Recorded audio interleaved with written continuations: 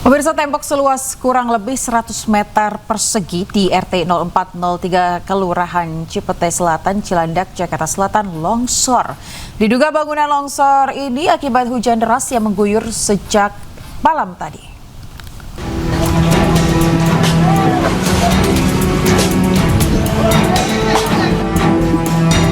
Tembok parkir kendaraan seluas 100 meter di RW 03, Kelurahan Cipete Selatan, Cilandak, Jakarta Selatan longsor. Puing-puing bangunan ambruk dan menutup saluran air. Peristiwa longsor terjadi saat hujan deras mengguyur lokasi. Petugas PPSU pun berupaya mengevakuasi puing bangunan dari saluran air karena khawatir cuaca hujan masih akan terus terjadi. Nah, kondisi memang hujan terus-menerus dari mulai awal bulan sampai dengan sekarang gitu kan, sustain hujannya gitu kan, mengakibatkan tanah juga jadi longsor dan akibatnya juga ada beberapa rumah yang memang temboknya ikut masuk dalam selokan. Gitu. Ini bangunan apa sih Pak yang longsor ini Pak? Betul, bangunan yang nggak begitu besar ya, artinya bangunan untuk atap mobil aja. Tapi memang karena dia mengganggu selokan, makanya kita langsung evakuasi dan alhamdulillah nggak ada korban di sini. Petugas mengimbau warga untuk lebih waspada karena hujan masih mengintai Jakarta selama beberapa pekan ke depan. Dari Jakarta Selatan, Helmi Sajangbati, iNews melaporkan. Kebakaran tempat parkir motor di depan stasiun Bogor, Jawa Barat pagi tadi. 10 motor hangus akibat kebakaran yang dipicu korsleting pada sensor alarm motor.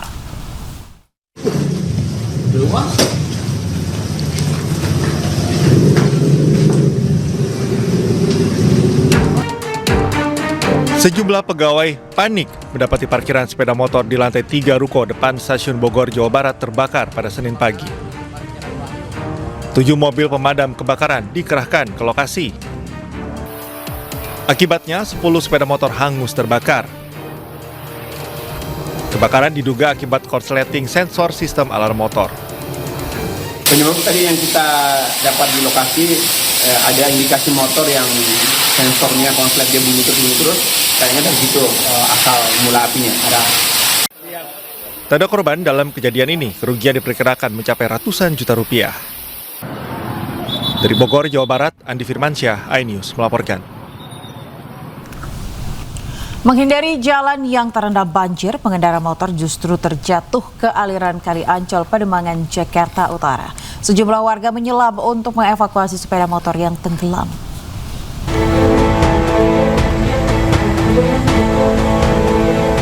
Niatnya menghindari jalan banjir yang merendam kawasan Lodan Ancol, Pademangan, Jakarta Utara pada Minggu siang ini. Namun naas seorang pemotor terjatuh tercebur Kali Ancol, Pademangan, Jakarta Utara. Dalamnya kali membuat sejumlah warga terpaksa harus menyelam kali untuk menemukan sepeda motor yang tenggelam di aliran kali. Menurut Kiki, pengendara sepeda motor, bahwa dirinya ingin menghindari jalan yang banjir dengan berjalan di atas trotoar. Namun sepeda motor yang dikendarainya berada di pinggir tanggul yang sudah tertutup air hingga tercebur ke sungai. Nggak ada apa, tanda-tandanya tuh, nggak ada pembatasnya. Kepikir langsung salah langkah. Itu kecebur kali bang? Iya, kecebur kali bang. Dari mana mau kemana sih bang tadinya? Oh, dari Ancol pulang kerja bang. Oh, pulang kerja. Beruntung korban tidak mengalami luka, namun sepeda motor yang dikendarainya mengalami mati mesin.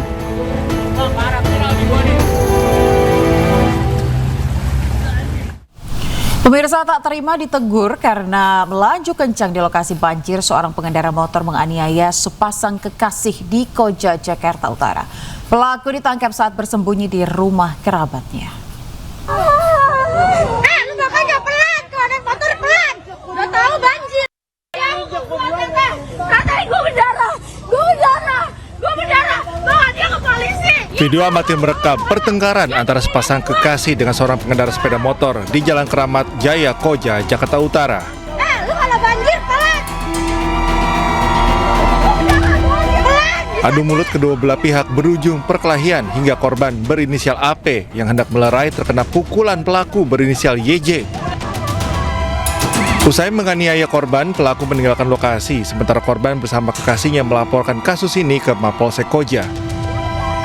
Kejadian bermula ketika pelaku mengendarai sepeda motor dengan kecepatan tinggi di jalan yang tergenang banjir. Imbasnya, air yang menggenangi permukaan jalan terciprat ke wajah korban yang sedang melintas. Pelaku yang tak terima ditegur korban membalas dengan tindakan kekerasan. Pelaku pun akhirnya diringkus petugas saat bersembunyi di rumah kerabatnya di kawasan Koja, Jakarta Utara. Pihak Polsek Koja membantah jika pelaku dilindungi oleh seorang kerabatnya yang merupakan anggota TNI seperti narasi yang beredar di media sosial.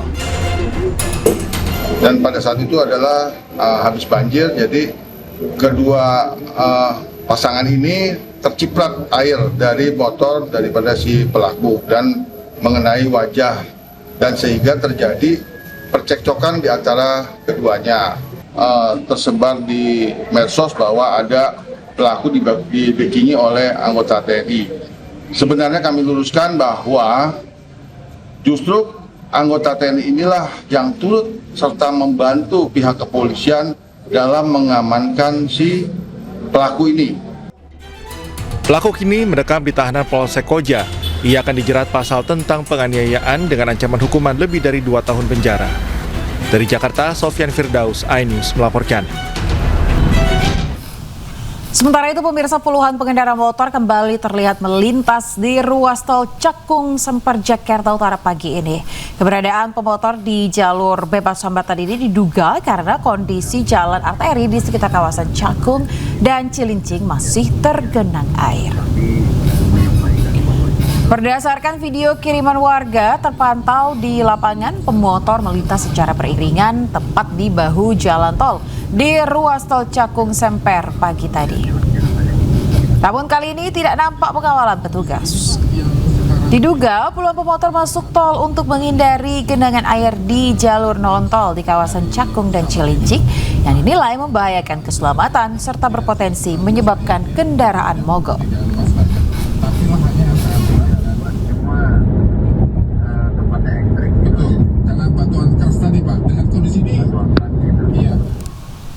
Ya, pemirsa, viral di media sosial, warga Kapuk Pedongkelan, Cengkareng, Jakarta Barat menggelar resepsi pernikahan di tengah banjir. Untuk menghindari banjir, pengantin pria bahkan rela menggendong pasangannya.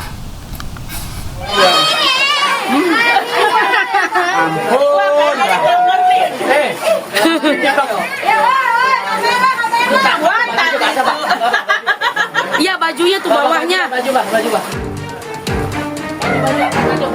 Sepasang kekasih melaksanakan resepsi pernikahan di tengah banjir di Jalan Kapuk Pendongkelan, Cengkareng, Jakarta Barat.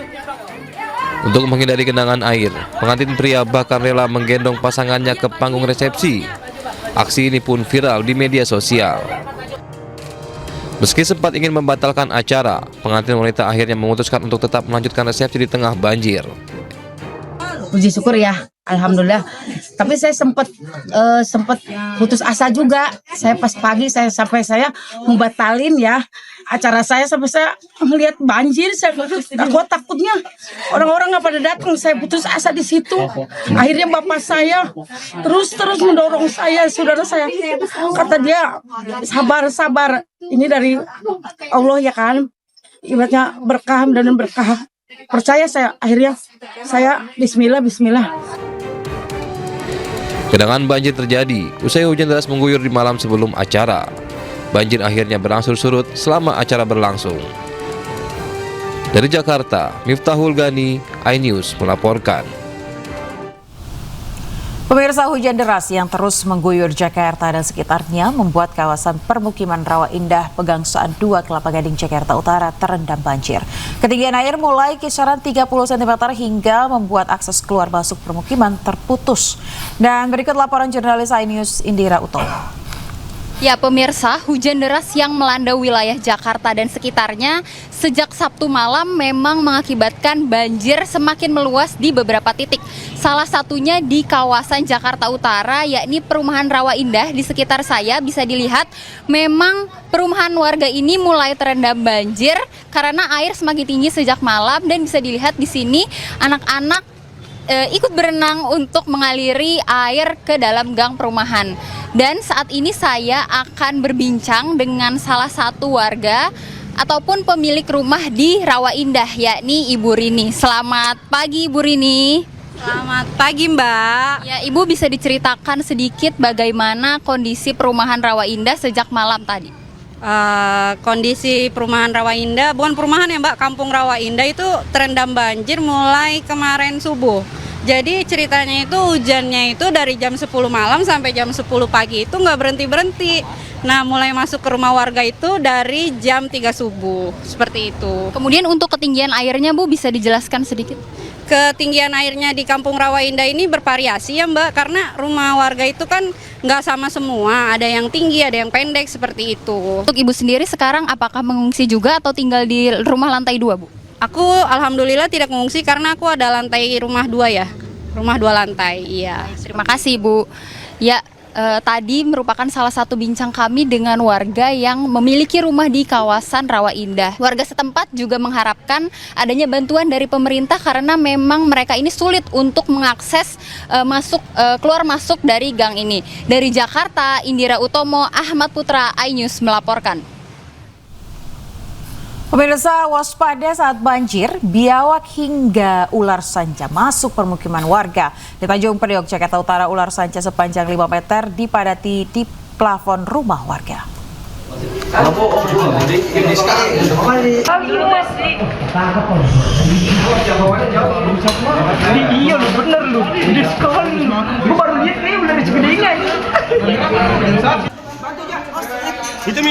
Petugas damkar berupaya mengevakuasi ular sanca yang didapati bersembunyi di plafon rumah warga di Kampung Muara Sunter, Tanjung Priok, Jakarta Utara.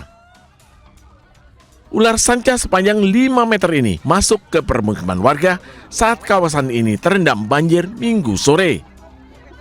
Setelah ditangkap, ular sanca akan diserahkan ke Balai Konservasi Sumber Daya Alam. Tak hanya ular, petugas juga mendapati seekor biawak di permukiman tersebut.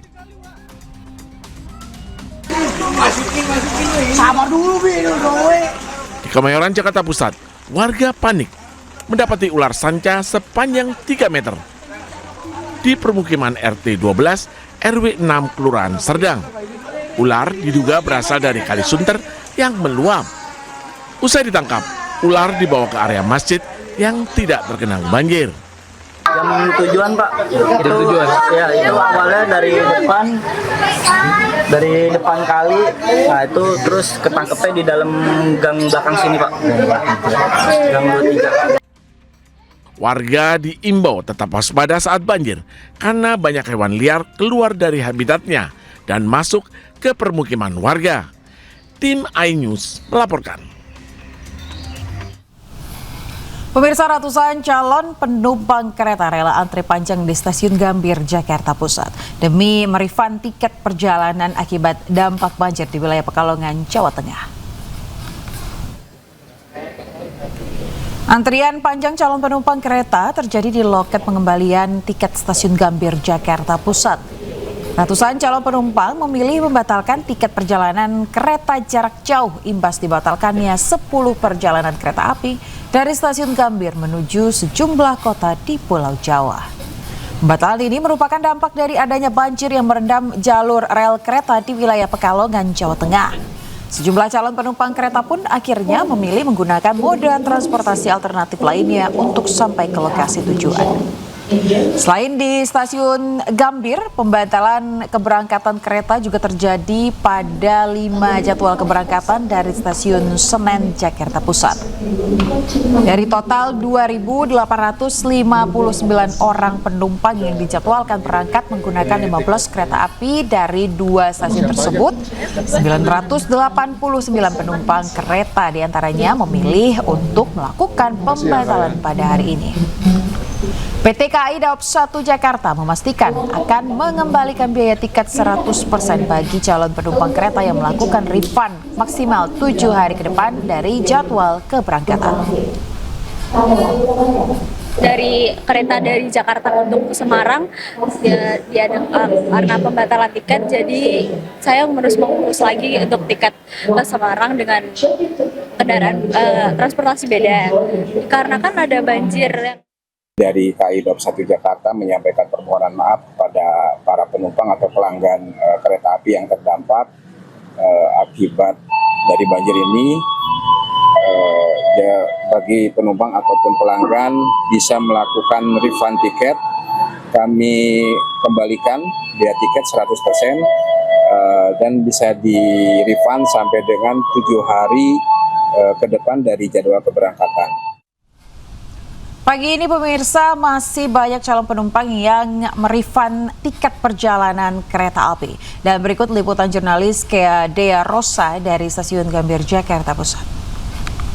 Hingga hari ini pihak PT Kereta Api Indonesia masih terus melakukan normalisasi dan pengaturan perjalanan kembali untuk rute jarak jauh dikarenakan adanya banjir di beberapa wilayah yang memberikan dampak kepada beberapa peron ataupun stasiun khususnya di Kota Jakarta, Pekalongan, dan Semarang. Saat ini saya sedang berada di Stasiun Gambir dan tepat di belakang saya sudah banyak sekali pengunjung yang berdatangan dari pagi untuk melakukan antrian dan refund tiket. Dan hari ini beberapa pengunjung di belakang saya ini juga sudah mengantri untuk melakukan refund tiket yang tentunya hingga kini informasi yang kami dapatkan dari petugas KAI yakni bahwa beberapa peron yang terdampak banjir begitu sebelumnya sudah mulai surut, namun pihak KAI tetap memberikan pengembalian untuk tiket-tiket jarak jauh dikarenakan untuk meminimalisir keterlambatan yang lebih besar. Untuk mengetahui bagaimana tanggapan dari para penumpang yang saat ini melakukan refund tiket, langsung saja kita tanyakan ke salah satu penumpang yang ada di sebelah kanan saya. Selamat pagi Bapak, izin. Bapak, saya ingin bertanya bagaimana tanggapan Bapak terkait adanya refund tiket yang dilakukan oleh pihak KAI hari ini, Pak? Saya kira cukup baik ya, karena jadi istilahnya kita bisa cari alternatif lain gitu ya dari perjalanan yang akan kita lakukan. Saya kira cukup baik Mbak ininya. Terkait jarak Bapak perginya nih kemana dan kemana, akhirnya Bapak memilih alternatifnya seperti apa Pak? Oh, saya kebetulan kemarin itu kan ke Pekalongan. Pas kebetulan perjalanan pulang. Kalau perjalanan perginya nggak masalah, tapi perjalanan pulangnya kebetulan hujan dan nggak bisa banjir gitulah. Karena mayoritas hampir sekitar berapa persen dari kota Pekalongan itu terendam banjir kemarin. Gitu. Baik Bapak, semoga bisa melanjutkan perjalanannya dengan transportasi alternatif lain. Terima kasih Pak. Dan memang seperti itu pemirsa, karena beberapa hari kemarin cuaca buruk di Jakarta, Pekalongan, dan juga Semarang. Hal ini memberikan dampak ke kereta api sehingga para penumpang ingin menentukan pilihannya dengan menggunakan jalur darat lainnya. Terkait para penumpang yang ingin melakukan refund tiket bisa datang ke Stasiun Gambir dari pukul 6 pagi. Kita beralih ke informasi lain pemirsa, imbas genangan air penumpukan calon penumpang kereta api terjadi di Stasiun Cirebon, Jawa Barat pada Minggu malam.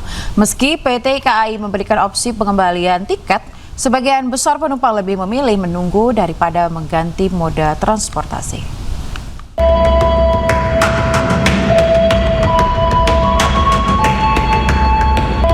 Hingga Minggu malam, ratusan calon penumpang kereta api masih memadati Stasiun Cirebon, Jawa Barat.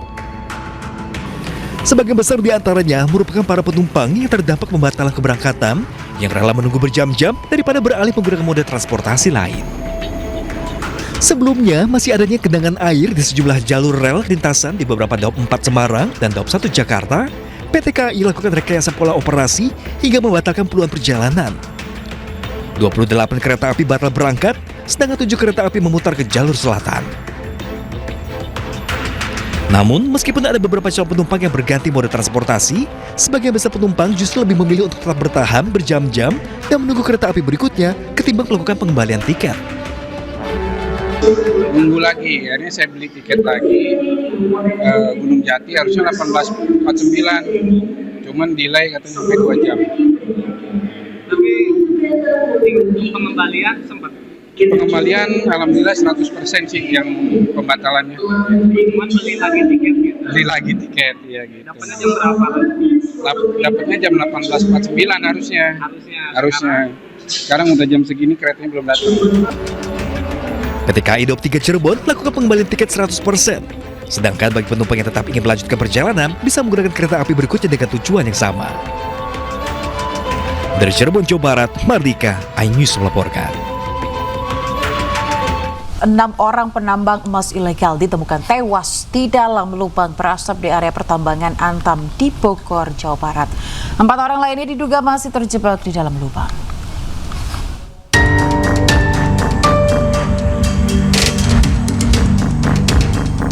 Peristiwa mencekam terjadi di area pertambangan Antam, Kabupaten Bogor, Jawa Barat. 6 orang gurandil atau penambang emas ilegal meregang nyawa di dalam galian yang terus mengeluarkan asap.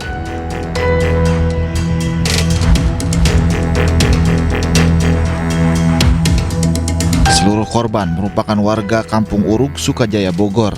Dari ke-6 korban, 2 diantaranya sudah dievakuasi dan dimakamkan. Menurut pihak keluarga, korban terakhir kali berpamitan pada Senin 12 Januari 2026 dengan alasan bekerja di gunung. 11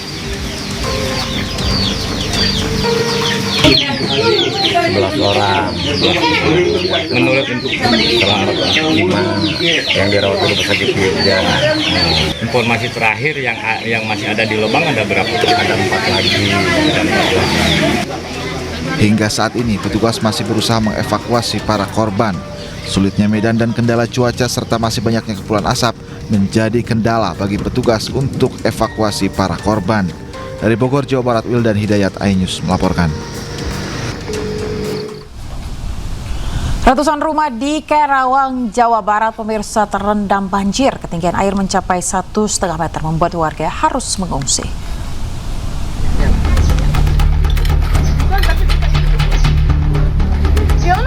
Banjir di Karawang, Jawa Barat kian meluas. Ratusan rumah yang sebelumnya tidak terendam kini dilanda banjir hingga 1,5 meter. Sebelumnya ratusan rumah yang berada di Karangligar, Teluk Jambe tidak menjadi kawasan banjir. Namun seiring dengan meningkatnya debit air Sungai Citaem, Sungai Cibeet, dan Sungai Darawolong akibat curah hujan yang tinggi di wilayah hulu, daerah permukiman di daerah tersebut banjir. Warga pun harus mengungsi ke tempat yang lebih tinggi. Kalau ke sana lagi paling sepinggang ada. Sepinggang? Iya. Di belakangnya? Iya. Oh, di sana semakin dalam? Kalau semakin ke sana makin dalam. Makin dalam? Iya. Kedalaman berapa di sana? Paling tinggi? 1,5 meter ada. Ada yang 1,5 meter di sana? Udah ngungsi semua nih? Udah pada keluar ke desa. Udah keluar. Bu mau kemana? Ngungsi? Rumahnya kerendam? Kerendam. Siapa ke dalamnya, Bu? Itu? Pinggang. Total rumah yang terdampak banjir mencapai 1.200 lebih. Jumlah warga yang terdampak sekitar 2.500 jiwa. Sebagian besar warga mengungsi ke posko darurat seperti masjid dan balai desa yang telah disiapkan petugas. Sementara itu, BPBD Karawang bersama tim gabungan menyiagakan personel dan sejumlah perahu karet guna membantu mobilitas dan evakuasi warga. Dari Karawang, Jawa Barat, Rudi Setiawan, iNews melaporkan. Pemirsa, banjir yang melanda Pekalongan, Jawa Tengah belum surut. Warga, terutama bayi dan lansia, dievakuasi ke tempat yang lebih aman.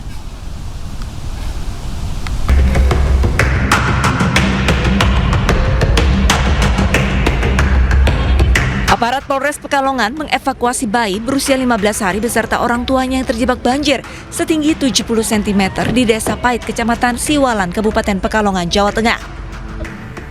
Petugas juga mengevakuasi sejumlah warga lanjut usia dengan cara digendong di tengah genangan banjir.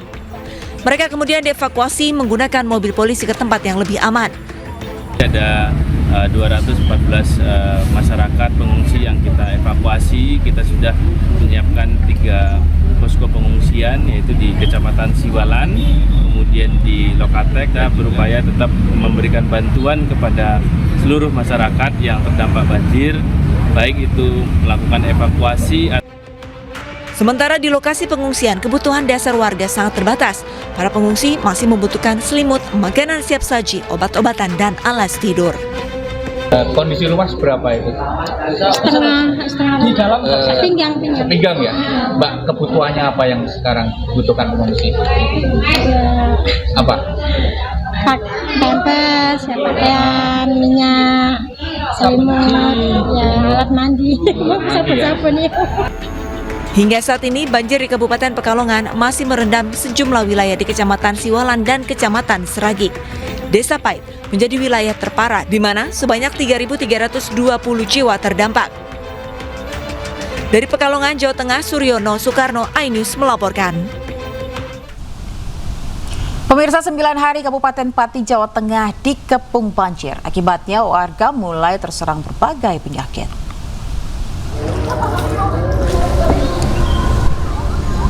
Di sejumlah desa terparah banjir di Pati, mirisnya masyarakat sudah mulai merasa gatal, terjangkit penyakit kulit hingga demam. Terhitung sudah 9 hari masyarakat di desa tersebut terendam air dengan ketinggian mencapai 1,5 meter. Masyarakat berharap pemerintah Kabupaten Pati bisa memberikan prioritas pelayanan kesehatan bagi warga. Masalah penyakit yang dialami juga bisa segera ditangani dengan maksimal.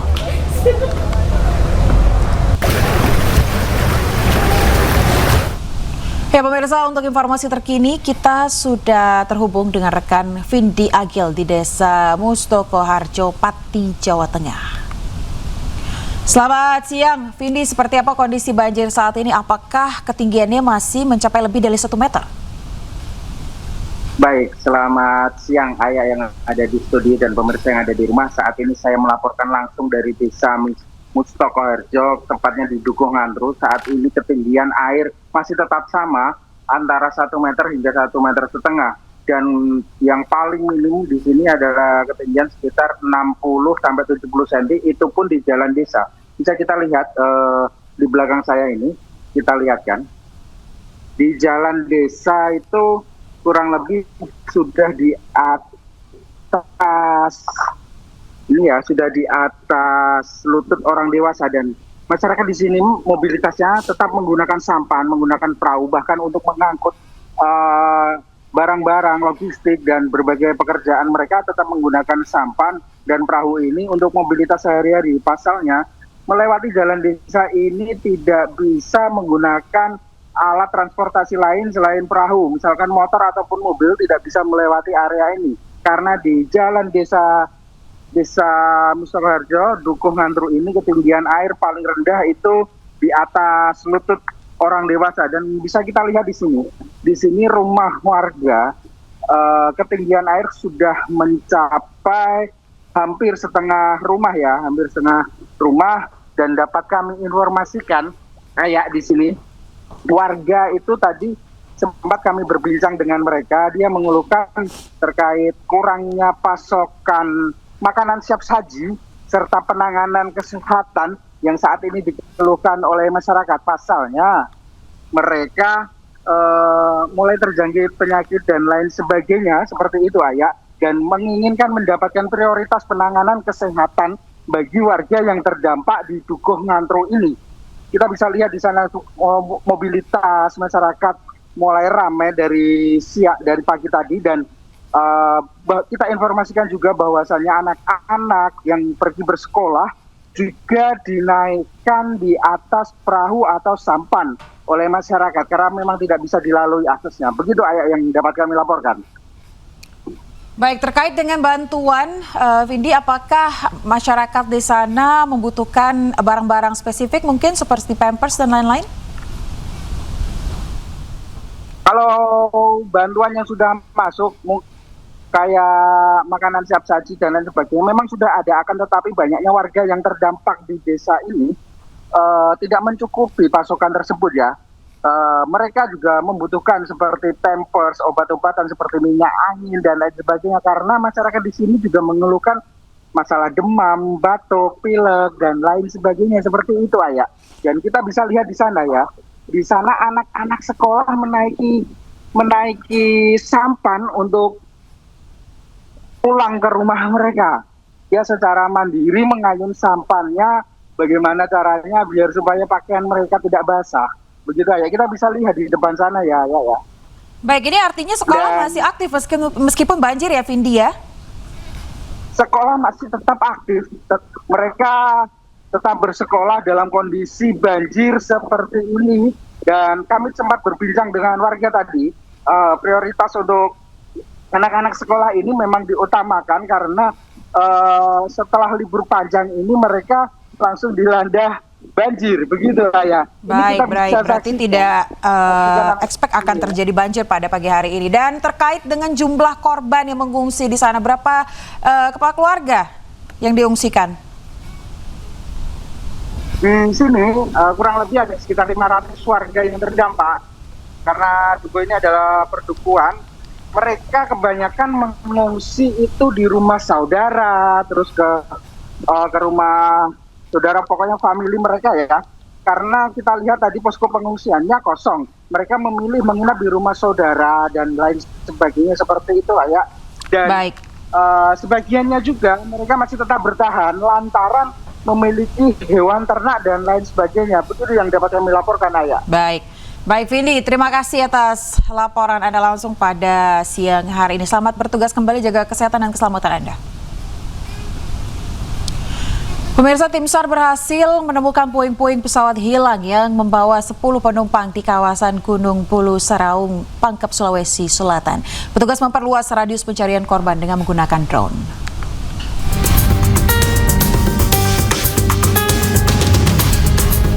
Basarnas terus melakukan pencarian korban pesawat ATR 42500 di Gunung Bulu Saraung, Sulawesi Selatan. Proses pencarian dilakukan di darat dan melalui pantauan udara. Petugas juga melakukan upaya pencarian dengan drone menyisir lereng gunung. Medan yang curam menjadi kendala petugas dalam mencari korban. Komisi Nasional Keselamatan Transportasi KNKT Indonesia masih menyelidiki penyebab pasti kecelakaan pesawat ATR 42500 yang membawa 3 penumpang dari KKP dan 8 awak tersebut.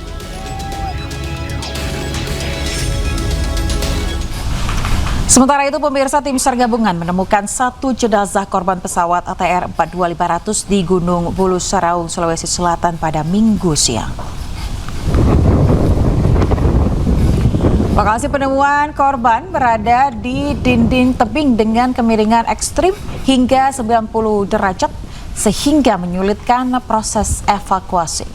Evakuasi dilakukan dengan teknik rappelling, yakni menggunakan tali dari atas tebing.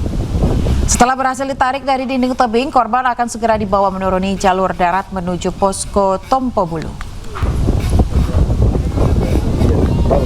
Kabar gembira bahwa tim kita selain berhasil mengevakuasi beberapa puing dari pesawat, rupanya tadi sudah saya yakinkan kepada tim yang di depan melalui komunikasi radio bahwa sudah ditemukan 1 korban. Dan sekarang sedang berupaya untuk kita evakuasi ke posko Aju di Tompo Bulu ini. Kondisi korban? Kondisi korban kami belum bisa menyampaikan di sini. Yang jelas ini butuh effort yang cukup keras karena memang kondisinya luar biasa. Dari sana disampaikan sekarang kondisinya cukup tertutup, berkabut, dan medan sangat sulit. Tetapi ini tidak sesulit kalau mungkin kita akan melaksanakan perjalanan ke posko Aju di Tompo Bulu. Sejumlah warga di Kecamatan Bantimurung, Maros, Sulawesi Selatan mendengar suara dentuman keras dari arah pegunungan di belakang rumah mereka. Ya, pemirsa, suara dentuman sempat didengar oleh warga yang diduga berasal dari jatuhnya pesawat ATR 42500 yang dilaporkan hilang kontak saat dalam penerbangan. Menurut warga, suara yang terdengar sangat berbeda dari bunyi ledakan yang biasanya terdengar dari arah pabrik di kejauhan. Meski tidak melihat kejadian secara langsung, warga merasakan getaran dan suara keras. Mati, pung. Ya, itu suara yang tadi ya, Bu? Ya. Tapi tahu kalau itu suara pesawat atau bagaimana, Bu? Tidak. Berapa kali kita dengar, Bu? Satu. Terhantam turunnya. Saya tidak tahu, saya ngajak ke apa itu karena Tim SAR gabungan mendirikan posko pencarian pesawat ATR 42500 yang jatuh di kaki Gunung Bulu Saraung, Sulawesi Selatan.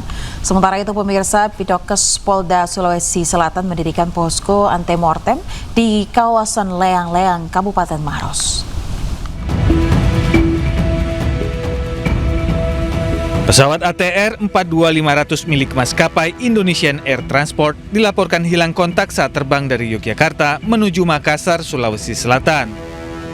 Hingga Sabtu malam, tim SAR gabungan masih belum menemukan titik pasti keberadaan pesawat yang diduga jatuh di kawasan Pegunungan Maros dan Pangkep.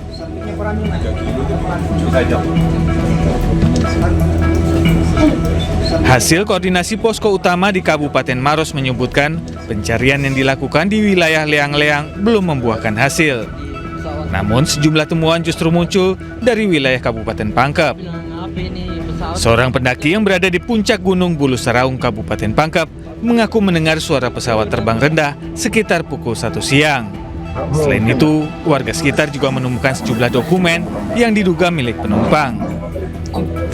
Menindaklanjuti temuan ini, pemerintah Kabupaten Pangkep bersama tim SAR gabungan membuka posko pencarian di kantor desa Tompo Bolu, Kecamatan Baloci. Dari posko ini, pencarian akan dibagi ke 2 jalur, yakni dari arah Maros melalui kawasan Leang-Leang serta dari wilayah Pangkep menuju puncak Gunung Bulu Saraung.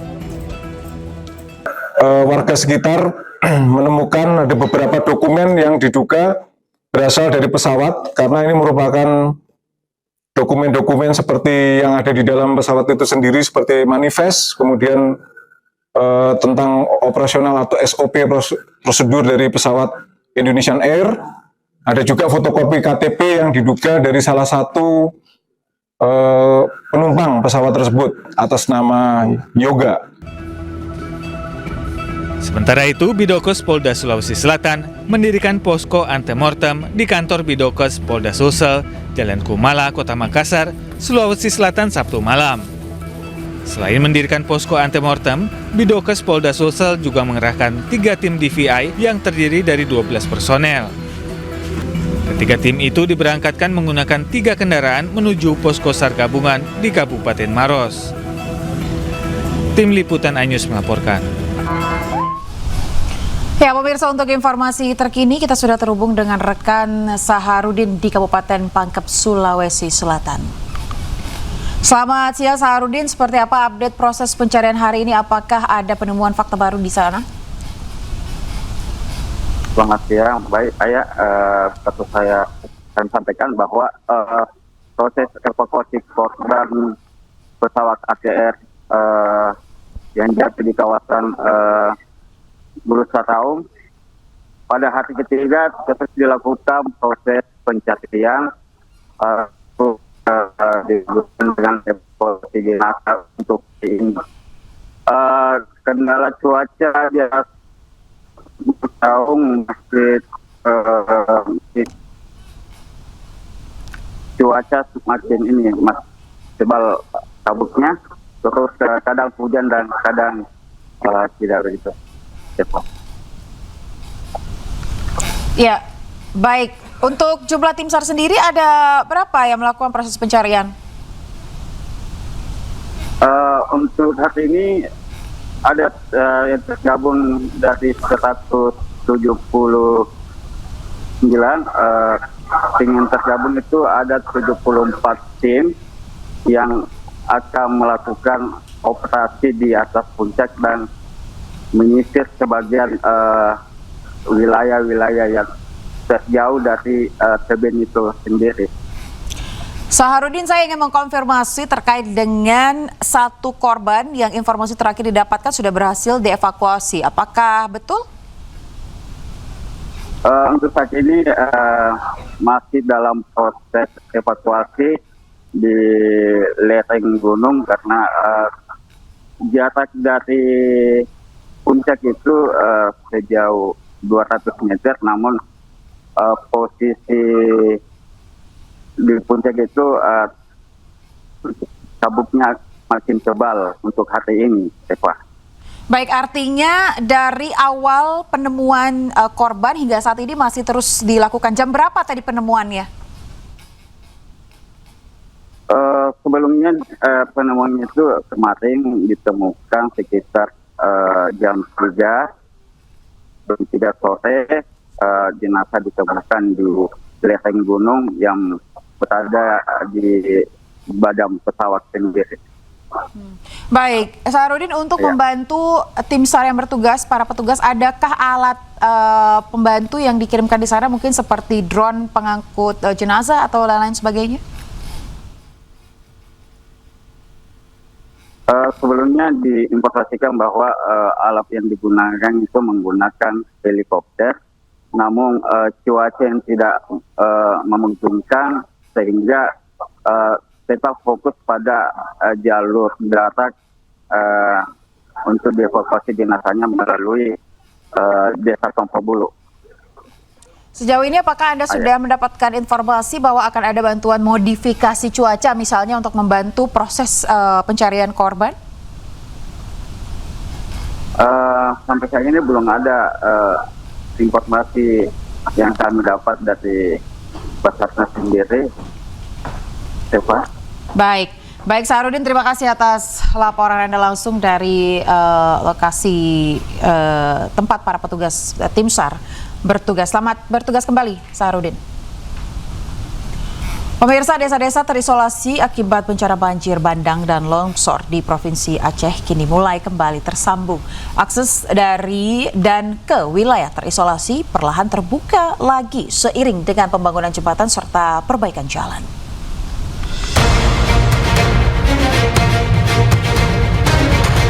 Pemerintah pusat, daerah, TNI, Polri, serta unsur terkait lainnya terus bekerja sama memulihkan daerah terdampak bencana banjir dan longsor Sumatera. Di jalan menuju Bandara Rembele di jalur Pantai Raya, Desa Bale Atu, Kabupaten Bener Meriah, Aceh, jembatan Baile sudah siap terpasang. Jalan yang sempat terputus total pun dibersihkan dengan bantuan alat berat. Pekerjaan ini melibatkan Kementerian Pekerjaan Umum serta TNI Angkatan Darat. Tak hanya itu, pembangunan jembatan Baile ataupun jembatan Aramco di berbagai titik terdampak bencana pun terus berlanjut.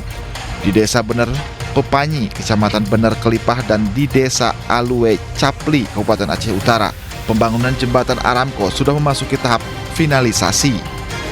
Begitu pula kondisi di sejumlah daerah di Kabupaten Biren serta Aceh Barat, sejumlah jalan yang terputus pun kini telah bisa dilalui kendaraan. Kita ke informasi lain, pemirsa. Menteri Purbaya pastikan dana transfer keuangan daerah terdampak bencana Sumatera yakni Aceh, Sumatera Utara, dan Sumatera Barat tidak akan dipotong. Penyaluran TKD tetap mengikuti ketentuan penyaluran yang berlaku.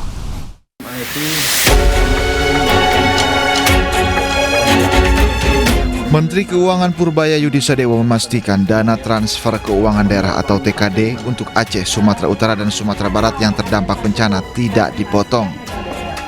Namun Purbaya meminta pemerintah daerah tersebut menghabiskan terlebih dahulu dana TKD yang sudah dicairkan pemerintah pusat. Sementara terkait permintaan percepatan penyaluran TKD untuk 3 provinsi terdampak bencana tetap mengikuti ketentuan penyaluran yang berlaku. Yang dipastikan adalah dia limitnya nggak dipotong seperti yang lain karena daerah bencana. Kalau malah transfer kan akan sesuai dengan term ya. Kalau mereka mau potong ambil depan ya bisa ambil depan, cuman kan gini, mereka nggak kekurangan kayak sekarang uangnya banyak, suruh habisin dulu aja, jadi santai aja itu masalah, yang penting limitnya. Sebelumnya, Menteri Dalam Negeri Tito Karnavian menyebut pemerintah akan segera melakukan transfer keuangan daerah untuk 3 provinsi terdampak bencana Sumatera, yakni Aceh, Sumatera Utara, dan Sumatera Barat. Tito berharap TKD tersebut sudah mulai bisa diproses Senin besok. Pemirsa, mantan Mendikbud Ristek Nadiem Makarim menjalani sidang lanjutan terkait kasus dugaan korupsi pengadaan laptop Chromebook.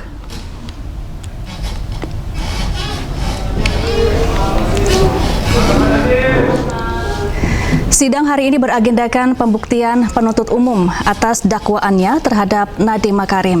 Sebelumnya, Majelis Hakim telah menolak eksepsi dari terdakwa Nadiem Makarim dan kuasa hukumnya. Nadiem Makarim terseret kasus dugaan korupsi pengadaan laptop Chromebook dan CDM periode tahun 2019 hingga 2022. Kejaksaan Agung menduga total kerugian negara akibat korupsi ini mencapai 2,1 triliun rupiah. Baik, silakan dihadirkan para saksi. Sementara itu, mantan Wakil Menteri Ketenagakerjaan Immanuel Ebenezer menghadapi sidang perdana kasus pemerasan sertifikasi keselamatan dan kesehatan kerja atau K3. Sidang beragendakan pembacaan dakwaan. Selain Ebenezer, ada 10 orang yang akan diadili dalam sidang kasus dugaan pemerasan sertifikasi K3. Komisi Pemberantasan Korupsi menyebut pemerasan yang dilakukan Emmanuel Ebenezer bersama 10 tersangka lainnya terkait pengurusan sertifikat K3 di Kemnaker mencapai 201 miliar rupiah selama 2020 hingga 2025. Angka tersebut belum termasuk pemberian tunai ataupun dalam bentuk barang seperti mobil, motor, fasilitas pemberangkatan umroh, dan sebagainya.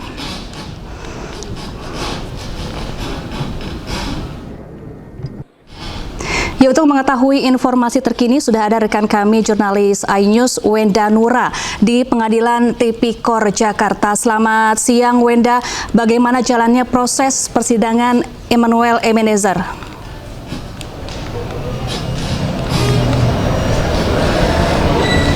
Ya, selamat siang Syafa dan juga pemirsa. Untuk persidangan dari mantan Wakil Menteri Ketenagakerjaan Emmanuel Ebenezer saat ini sedang berlangsung dan sidang ini sudah dimulai pukul 10 pagi hari tadi. Tadi juga sudah terlihat Noel beserta 10 terdakwa lainnya sudah memasuki ruang sidang dan untuk agenda sidang pada hari ini adalah pembacaan dakwaan untuk Emmanuel beserta 10 terdakwa lainnya. Dan jika kita bercerita mengenai kasus yang menyeret nama Emmanuel Ebenezer, ini bermula dari operasi tangkap tangan yang dilakukan oleh KPK pada tanggal 20 Agustus 2025 lalu di lingkungan Kementerian Ketenagakerjaan. Dan Emmanuel Ebenezer beserta 10 terdakwa lainnya ditetapkan sebagai tersangka oleh KPK pada tanggal 22 Agustus 2025 yang lalu.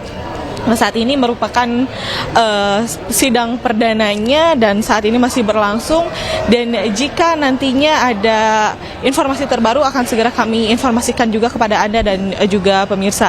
Selain itu, Syafa, perlu kami informasikan juga bahwa kasus yang menyeret nama Emmanuel Ebenezer beserta 10 terdakwa lainnya ini merupakan kasus dugaan pemerasan sertifikasi K3, di mana seharusnya jika kita ingin membuat sertifikasi K3 ini cukup membayar dengan harga Rp275.000. Namun pada praktiknya di lapangan saat itu harus membayar bahkan hingga Rp6 juta. Nah, dari hal tersebut ini diduga kerugian mencapai Rp201 miliar dan Emmanuel Ebenezer selaku Wakil Menteri Ketenagakerjaan pada saat itu diduga mengetahui hal tersebut namun membiarkannya, bahkan menerima juga dari hasil tersebut sehingga ditetapkanlah sebagai tersangka. Dan saat ini persidangannya masih berlangsung. Syafa. Lalu bagaimana dengan sidang lanjutan Nadiem Makarim yang saat ini juga sedang berlangsung di Pengadilan Tipikor?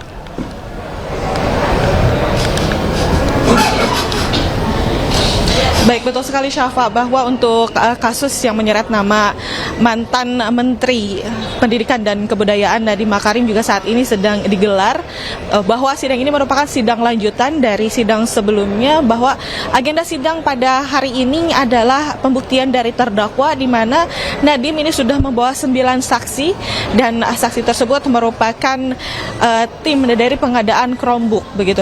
Dan setelah pada sidang sebelumnya eksepsi Nadiem ini sempat ditolak oleh majelis hakim karena dianggap bahwa dakwaan dari jaksa penuntut umum ini dianggap sudah lengkap dan sudah baik secara formal ataupun material, sehingga eksepsi yang diajukan oleh Nadiem ini dianggap tidak beralasan hukum, sehingga agenda sidangnya dilanjutkan pada agenda sidang hari ini, yakni pembuktian. Dan saat ini sidang masih berlangsung. Sidang juga tadi sudah dimulai sekitar pukul 10 pagi. Nadiem sudah memasuki ruang sidang ditemani juga oleh kuasa hukum beserta istrinya, namun ada keluarganya juga sudah tiba mengikuti di ruang sidang, ada ayahnya juga tadi. Dan saat ini kembali kami informasikan sidang masih berlangsung dan sudah dimulai sejak kurang lebih pukul 10 pagi hari tadi. Syafa. Baik, terima kasih Wenda Nura langsung dari Pengadilan Tipikor Jakarta.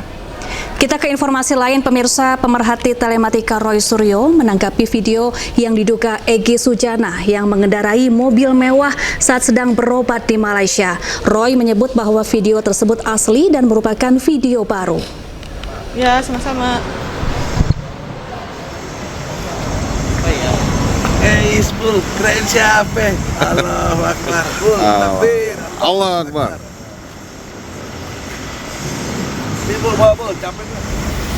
Di dalam video terlihat Egy Sujana nampak sehat saat menuruni kendaraan berwarna merah yang diduga miliknya. Pemerhati telematika Roy Suryo melalui pesan singkat menyebut dalam video berdurasi 45 menit 40 detik tersebut dapat dipastikan bahwa pengendara mobil ini adalah benar Egy Sujana. Allahu Akbar. Allah Akbar. Roy Suryo menambahkan secara penelitian dipastikan bahwa video tersebut asli. Sementara untuk lokasi pengambilan gambar dan jenis mobil, Roy Suryo menyebut bahwa mobil itu berplat nomor Malaysia. Dan dari sisi lokasi di video tersebut juga dapat dipastikan bahwa video dibuat di negeri jiran yang memperlihatkan lokasi sebuah pom bensin merek Malaysia yang juga ada di Indonesia. Namun dilihat di sekitarnya tidak terlihat ada ornamen papan harga dan warna merah sebagaimana ciri khas Indonesia dari pom bensin berlambang kerang itu. Selain itu, Roy juga menyebut bahwa dari bangunan pom bensin tersebut terlihat arsitektur bangunan modern dan bisa dipastikan video dibuat belum lama, setidaknya tahun 2026 dan paling lama tahun 2025.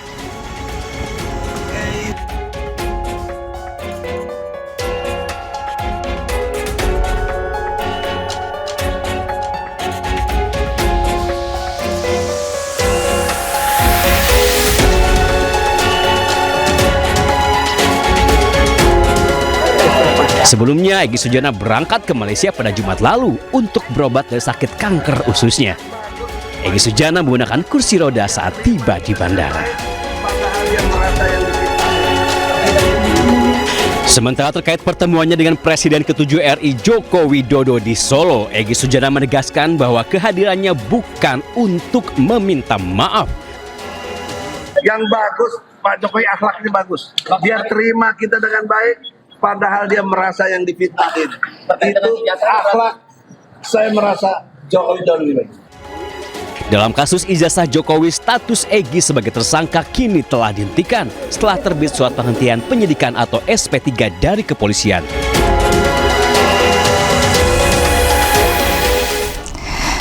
Ya, polisi hentikan kasus ijazah Jokowi terhadap tersangka Egy Sujana dan Damai Hari Lubis. Egy juga membantah minta maaf saat bertemu dengan Joko Widodo di Solo, Jawa Tengah.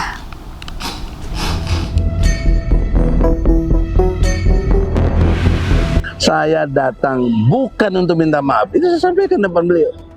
Penegasan ini disampaikan Egy Sujana beberapa hari setelah bertemu Presiden ke-7 RI Joko Widodo. Saat ditemui di Bandara Soekarno-Hatta Jumat lalu, Egy Sujana menyampaikan seluruh poin penting terkait pertemuan dengan Jokowi. Salah satunya penetapan tersangka Egy yang dianggap tidak sesuai prosedur. Egy juga menyebut restoratif justice dilakukan atas kesepakatan bersama. Lalu yang saya menarik lagi, Bapak Jokowi yang terhormat, dia menyatakan saya harus bagaimana. Nah, disitulah baru ada RJ itu. Saya minta perintah Kapolri kepada Kapolda, Kapolda kepada Dirkrimum, cabut cekal saya dan SP3-kan saya. Itu yang saya bilang, dia langsung reaksi. Pak Sarip, ajudannya, panggil polisi. Nah, saya baru tahu di sana ada polisi, bukan saya didampingi polisi. Sebelumnya, Polda Metro Jaya telah menerbitkan surat perintah penghentian penyidikan kasus dugaan fitnah ijazah palsu Joko Widodo. SP3 itu diterbitkan untuk tersangka Egy Sujana dan Damai Hari Lubis usai mengajukan permohonan restoratif justice. Kabid Humas Polda Metro Jaya menganggap penerbitan SP3 terhadap Egy dan Damai Lubis adalah bentuk akomodasi pada permohonan restoratif justice yang diajukan Egy dan Damai Hari Lubis saat bertemu Joko Widodo. Tim Liputan iNews melaporkan. Pemirsa, Presiden Prabowo Subianto bertolak menuju Inggris dan Swiss untuk menghadiri sejumlah pertemuan. Sebelum bertolak ke Inggris dan Swiss Minggu siang, Presiden Prabowo mengadakan pertemuan dengan Wakil Ketua DPR RI Sufmi Dasko Ahmad terkait laporan perkembangan informasi terkini. Di London, Inggris, Presiden akan bertemu dengan Perdana Menteri Inggris Keir Starmer untuk membahas kesepakatan dalam beberapa kerjasama strategis dalam bidang ekonomi dan maritim. Selanjutnya, Presiden Prabowo akan mengadakan pertemuan dengan Raja Charles III, sementara di Davos, Swiss, Prabowo akan menyampaikan pidato kunci di World Economic Forum.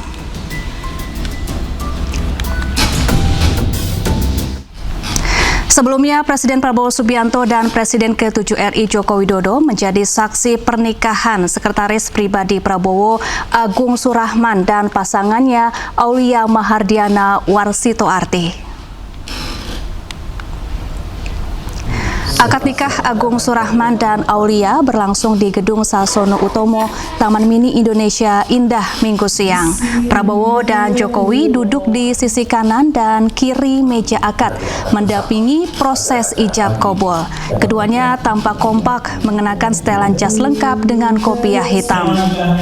Usai menjadi saksi nikah, keduanya pun tampak berbincang akrab di sela-sela acara. Selain Prabowo dan Jokowi, jajaran Kabinet Merah Putih juga tampak menghadiri prosesi akad nikah tersebut.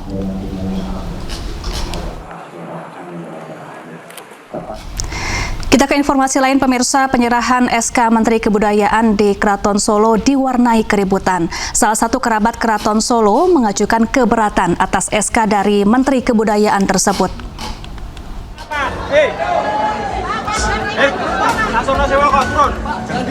Keributan mewarnai penyerahan SK Menteri Kebudayaan terkait pemanfaatan Keraton Solo di Sasana Parasdia Keraton Kasunanan Surakarta Hadiningrat.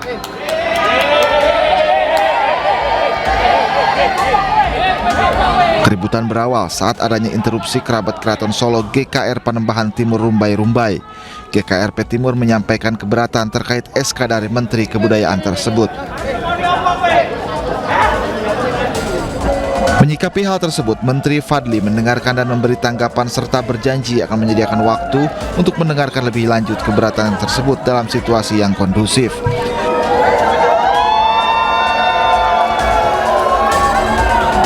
Meski demikian, sempat terjadi keributan dan acara terhenti. GKRP Timur pergi dari Sasana Parasdia dan acara dilanjutkan dengan penyerahan secara simbolis sampai selesai. Dari Solo, Jawa Tengah, Septiantoro, iNews melaporkan. Jasa petugas kepolisian terlibat aksi kejar-kejaran saat membubarkan tawuran dua kelompok geng motor di Makassar, Sulawesi Selatan. Tawuran dilakukan oleh belasan pemuda dengan senjata busur dan petasan.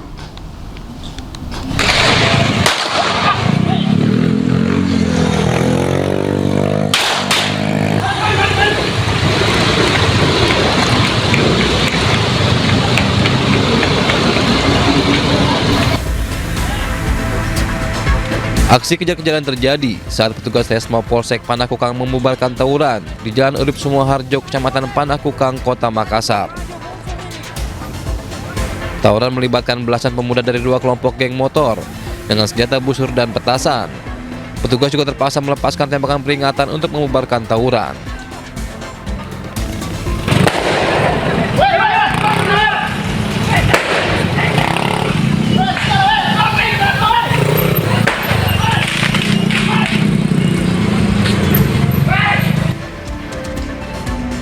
Peristiwa ini terungkap dari laporan warga yang mengaku resah karena tawuran kerap terjadi di lokasi.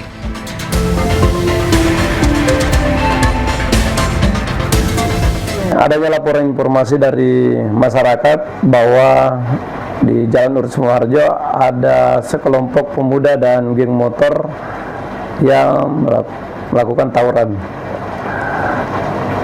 Kami dari tim Resmo Polsek Panakukang langsung mendatangi TKP dan membubarkan pelaku. Polisi masih mendalami motif aksi tawuran yang kerap terjadi di lokasi dan menyita satu motor milik salah satu pelaku tawuran. Dari Makassar, Sulawesi Selatan, Muhammad Nurboni, iNews melaporkan. Belasan remaja anggota perguruan silat ditangkap polisi usai konvoi di Jalan Raya Kabupaten Jombang, Jawa Timur. Para remaja tersebut bikin resah lantaran melempari warga dengan batu.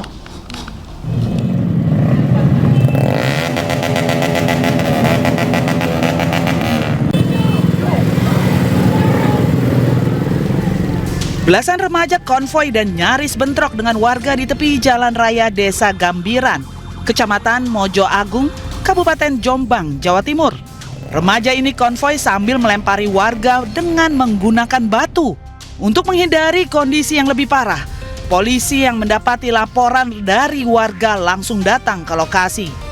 Petugas menangkap belasan remaja yang diduga anggota salah satu perguruan silat tersebut. Oleh petugas, para remaja ini digiring sambil mendorong motornya ke Mapolsek Mojo Agung. Sehingga ada sedikit gesekan dengan masyarakat dan kami amankan sebanyak 18 orang dengan sepeda motor, ada kurang lebih 12 unit sepeda motor. Setelah dikumpulkan di Mapolsek Mojo Agung, penanganan para remaja ini akan dilimpahkan ke Mapolres Jombang. Pemirsa, seorang istri menggerebek suaminya berselingkuh di mal di Kota Makassar, Sulawesi Selatan. Sebelumnya, sang istri dan selingkuhan suami sempat saling ejek di media sosial.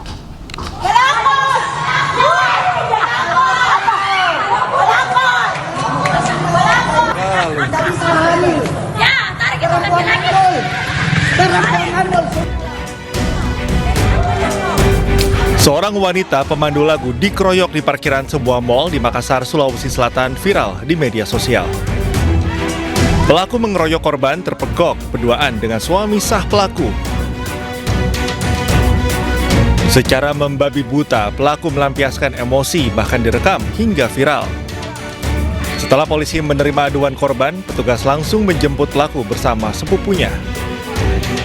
Dari hasil penyelidikan, pelaku terbakar api cemburu menyaksikan sang suami bermesraan di muka umum.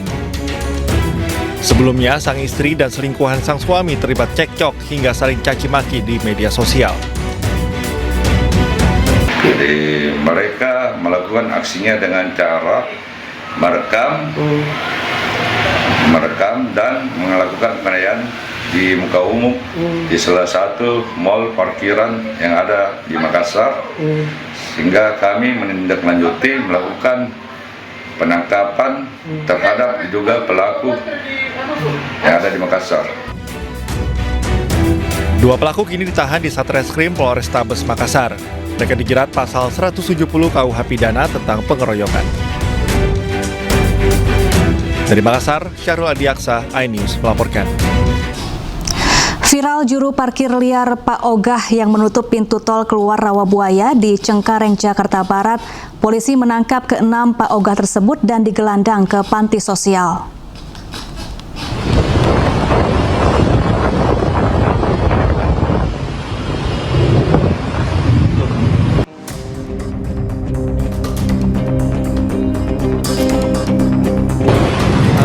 Pasca viral, aksi pungli yang dilakukan juru parkir liar alias Pak Ogah menutup pintu keluar tol Rawabuaya Cengkareng, Jakarta Barat, polisi menangkap para pelaku pungli tersebut. 6 orang Pak Ogah diringkus di rumahnya, tak jauh dari pintu keluar tol Rawabuaya. Usai penyelidikan, pintu keluar tol Rawabuaya ditutup oleh Sudin Perhubungan Jakarta Barat untuk menghindari kemacetan di lokasi. Para Pak Ogah tersebut melakukan pengaturan jalan di lokasi tersebut. Namun atas kejadian ini telah diamankan para Pak Ogah tersebut oleh tim gabungan. Ke-6 Pak Ogah tersebut dibawa ke panti sosial untuk pembinaan. Dari Jakarta, Miftahul Gani, iNews melaporkan. Pemirsa, emak-emak gagalkan pencurian motor. Aksi ini tergolong nekat, terlebih para pelaku membekali diri dengan senjata api.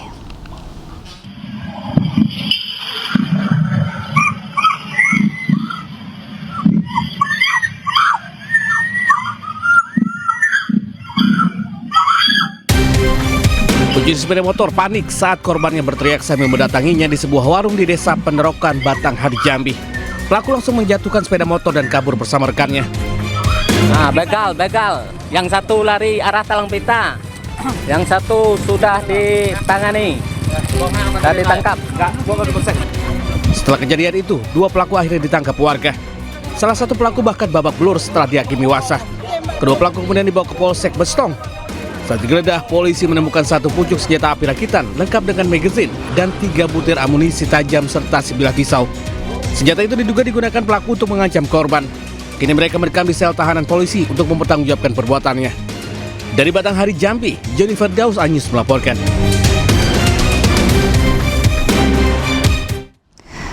Anda kembali di iNews Siang, pemirsa. Seorang anggota Brimopolda Aceh diduga jadi tentara bayaran di Rusia untuk perang melawan Ukraina. Saat ini oknum Brimob tersebut telah dipecat karena disersi atau lari dari kedinasan tanpa melapor atasan.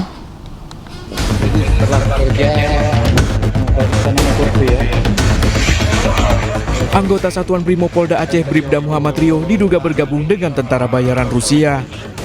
Informasi tersebut dikonfirmasi Kapolda Aceh Irjen Pol Marzuki Ali Basha. Sebelum meninggalkan tugas, Rio dikabarkan telah memiliki riwayat pelanggaran kode etik profesi Polri dan disidang kode etik Polri pada Mei 2025 atas kasus perselingkuhan hingga nikah siri dengan putusan berupa mutasi dan demosi selama 2 tahun. Rio juga tercatat tak masuk kantor tanpa keterangan sejak 8 Desember 2025. Atas hal itu, Polda Aceh kemudian melakukan pencarian terhadap yang bersangkutan dan telah melayangkan surat pemanggilan sebanyak 2 kali. Pada 7 Januari 2026, Rio diketahui telah bergabung dengan Divisi Tentara Bayaran Rusia. Setelah 8 Desember, mereka sudah daftar. Tanggal 18 Desember, dia sudah 9 Desember dia buat paspor. Terus langsung beli tiket tanggal 18. Tanggal 19 berangkat ke Cina, lanjut ke sana. Jadi diindikasi yang bersangkutan sudah berada di sana. Ya, dari hasil itu kita memang sudah, sebenarnya kan dia sudah tidak aktif secara fisik ya, sehingga dapat hukuman sudah 3 kali lah dia, KDRT keluarga. Hasil sidang diputuskan waktu itu yang bersangkutan tidak layak untuk menjadi anggota Polri lagi. Ya, rekomendasikan untuk PTDH. Baru di PTDH kira-kira berapa minggu yang lalu ya. Sebelumnya ada nama Satria Kumbara yang pernah berdinas di Marinir TNI Angkatan Laut. Kabar terakhir menyebut Satria sempat terluka parah saat bentrok dengan pasukan Ukraina di medan tempur. Dari Kota Banda Aceh, Taufan Mustafa, iNews melaporkan. Pemirsa, lagi-lagi aksi dugaan perampasan mobil oleh debt collector kembali terjadi. Korban yang menunggak cicilan mobil selama 11 bulan juga disekap oleh pelaku.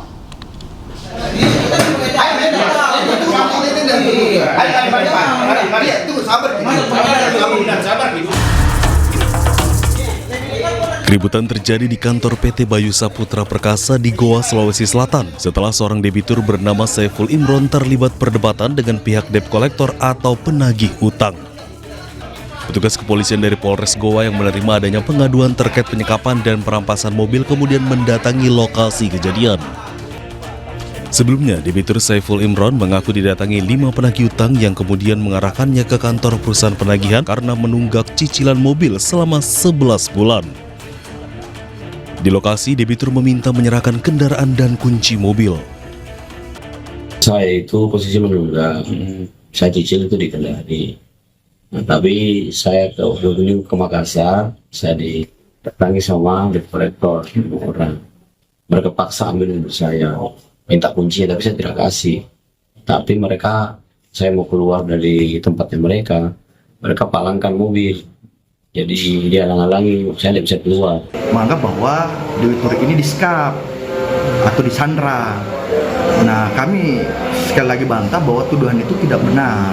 Kami tidak melakukan langkah-langkah di luar dari prosedur hukum. Kemudian bahwa adapun debitur selama di sini, ini baru beberapa jam, itu tidak ada. Malah kami menawarkan kopi, kami menawarkan minum, tidak ada penyekapan. Kasus laporan dugaan penyekapan dan perampasan mobil oleh sekelompok debt collector ini masih diselidiki pihak kepolisian. Dari Kabupaten Goa, Sulawesi Selatan, Bukma, iNews melaporkan.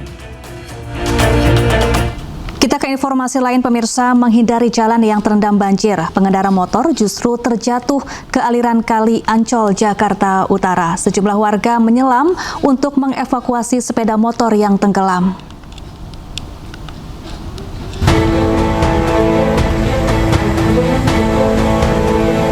Niatnya menghindari jalan banjir yang merendam kawasan Lodan Ancol, Pademangan, Jakarta Utara pada Minggu siang ini. Namun naas, seorang pemotor terjatuh tercebur Kali Ancol, Pademangan, Jakarta Utara. Dalamnya kali membuat sejumlah warga terpaksa harus menyelam kali untuk menemukan sepeda motor yang tenggelam di aliran kali. Menurut Kiki, pengendara sepeda motor, bahwa dirinya ingin menghindari jalan yang banjir dengan berjalan di atas trotoar. Namun sepeda motor yang dikendarainya berada di pinggir tanggul yang sudah tertutup air hingga tercebur ke sungai.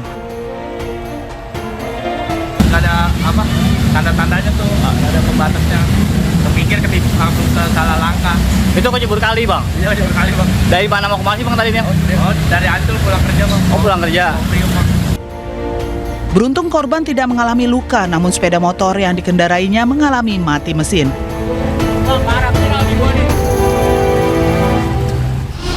Pemirsa, penuh haru kisah pernikahan di tengah banjir di Cengkareng, Jakarta Barat.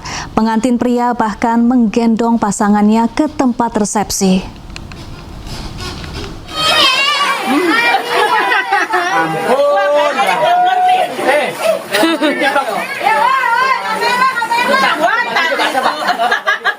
Iya, bajunya tuh bawahnya. Sepasang kekasih melaksanakan resepsi pernikahan di tengah banjir di Jalan Kapuk Pendongkelan, Cengkareng, Jakarta Barat. Untuk menghindari genangan air, pengantin pria bahkan rela menggendong pasangannya ke panggung resepsi. Aksi ini pun viral di media sosial. Meski sempat ingin membatalkan acara, pengantin wanita akhirnya memutuskan untuk tetap melanjutkan resepsi di tengah banjir. Puji syukur ya, alhamdulillah. Tapi saya sempat putus asa juga. Saya pas pagi saya mau batalin ya acara saya, sampai saya melihat banjir. Saya takutnya orang-orang nggak pada datang. Saya putus asa di situ. Akhirnya bapak saya terus mendorong saya, saudara saya. Kata dia, sabar. Ini dari Allah ya kan. Ibaratnya berkah dan berkah. Percaya saya, akhirnya saya bismillah. Genangan banjir terjadi usai hujan deras mengguyur di malam sebelum acara. Banjir akhirnya berangsur surut selama acara berlangsung. Dari Jakarta, Miftahul Gani, iNews melaporkan. Pemukim ilegal Israel dilaporkan membakar rumah-rumah warga Palestina di utara Yerusalem. Aksi ini menambah daftar panjang kekerasan oleh Israel terhadap warga sipil Palestina.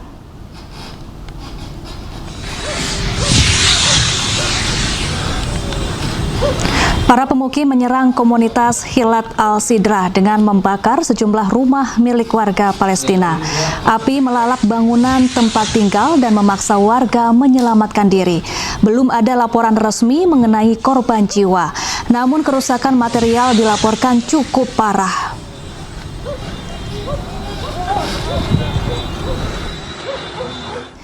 Ya, pasca gencatan senjata, kesedihan warga Palestina belum usai. Seorang warga terpantau menyaring pasir demi mengumpulkan tulang belulang keluarganya.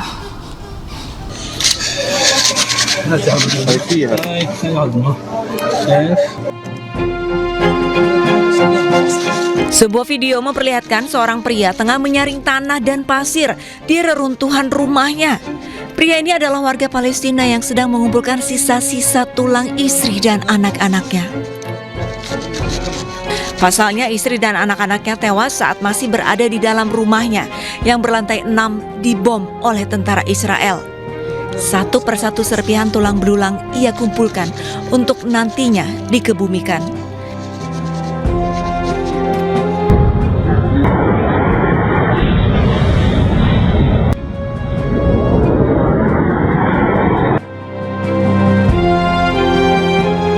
Diketahui Israel telah membombardir Gaza sejak tanggal 7 Oktober 2023. Israel melancarkan serangannya dengan dalih menghancurkan Hamas.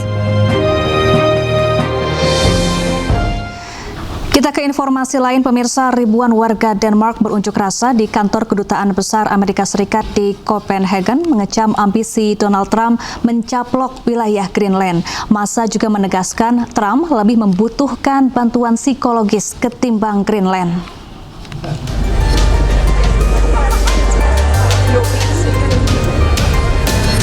Di tengah kekhawatiran atas tekanan Amerika Serikat, ratusan warga Denmark berkumpul di luar Kedutaan Besar AS di Copenhagen untuk menunjukkan solidaritas dengan Greenland.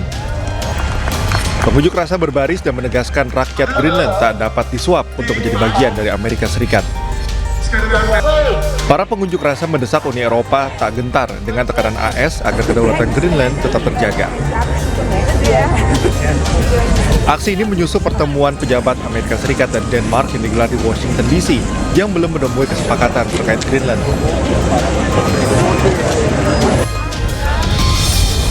Aksi solidaritas untuk Greenland juga berlangsung di sejumlah titik di Copenhagen. Pengunjuk rasa mengecam Donald Trump atas ambisinya merebut Greenland. Ya, ribuan warga Greenland turun ke jalan memprotes rencana Presiden Amerika Serikat Donald Trump yang ingin mengambil alih Greenland.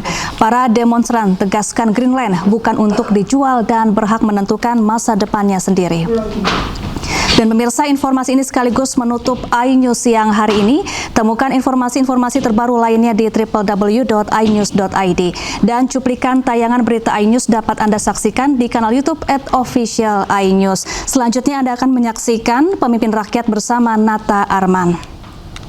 Dan pemirsa, update informasi terbaru Anda dengan berita-berita aktual juga hangat, dan sejukkan dulu dengan air mineral yang murni pasti sejuknya. Saya Syafaati Suryo pamit undur diri, terima kasih dan sampai jumpa.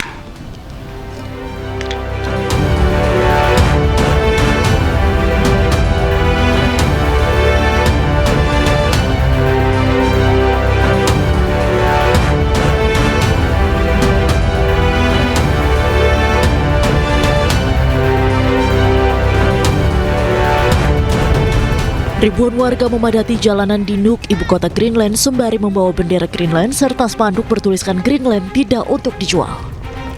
Aksi ini digelar sebagai bentuk terhadap pernyataan Presiden Amerika Serikat Donald Trump yang membuka kemungkinan untuk mengambil alih Greenland.